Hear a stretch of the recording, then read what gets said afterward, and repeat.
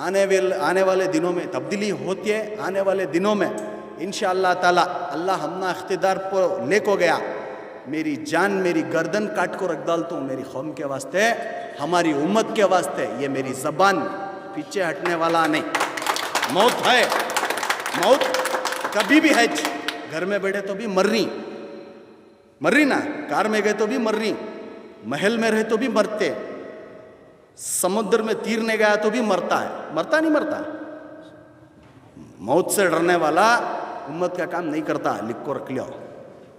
जिन्हें मौत है बोल को यकीन रखो, बाहर निकल को काम करता ना, उन्हें तुम्हारा काम करता। सो बहुत सारे मसले ही, बहुत सारे चीज़ें हैं।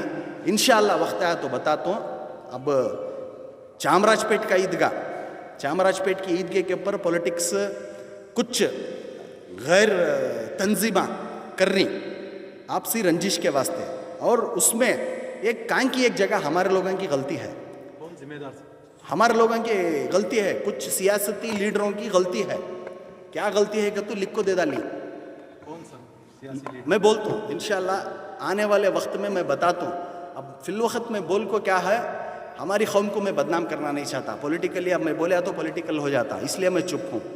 जब सही वक्त आता है इंशाअल्लाह मेरी गर्दन भी देने तैयार हूँ जी, बोल रहा हूँ ना, गर्दन भी देने तैयार हूँ। डरना से क्या है? लेकिन ईदगाह का मसला है वो इबादत गाह, लिख को देना नहीं था, लिख को देना नहीं था। यहाँ पर तुम्हें कोसाते भी झंडा लहरा लियो, कोसीते भी ईद त्योहार कर लियो, बिल्कुल वो चीज़ को लेको उन्होंने अब तक भी कर ले, कुछ अब तक भी शैतानियत दिखा ले को जारी है। इससे समाज में क्या असर होगा?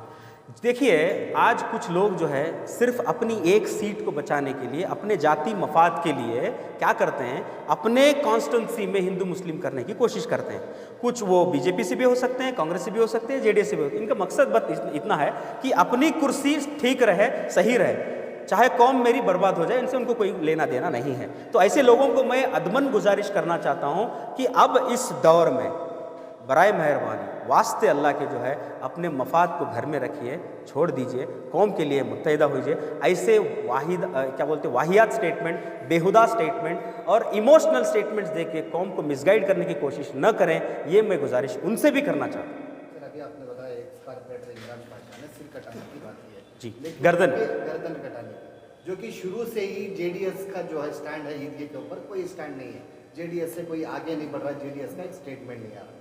तो ये ऐसे भड़काऊ भाषण देना, इसके ऊपर क्या है? जी, हमारे इमरान भाई जो है बहुत अच्छे इंसान है, मगर इमोशनल बंदा है, इमोशंस में बह जाते हैं। जब इमोशन में क्या होता है, इंटेलिजेंस इंसान का जो है कमज़ोर हो जाता है। मैं उनसे यही बात बताना चाह रहा हूँ कि आपके इमोशंस को थोड़ा दबाइए, इंटेलिजेंस को बाहर लाइए।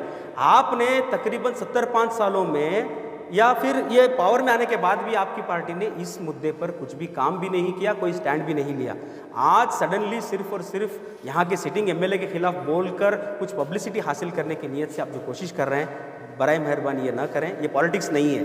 यहाँ पर किसी का भी या हमारे पार्टी का भी कोई पर्सनल जाति मफाद की कोई ज़रूरत हमें नहीं है। हमें बस ये चाहिए कि मुल्क में और हमारी रियासत में एक शांति और अमन कायम हो, जिसकी जो हक है वो उसी को मिले, किसी और का हक कोई और न छीने, संविधान और लॉ एंड ऑर्डर कायम रहे, भाईचारा कायम रहे, ये हमारी दावत।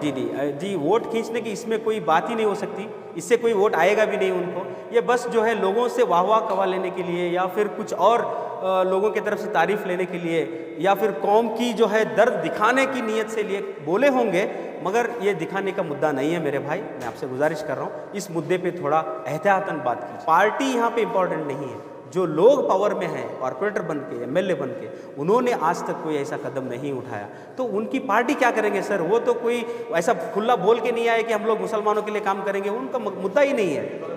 वो लोग सेक्युलर बोलते हैं अपने आप को। देखिए, सही गलत कब आएगा?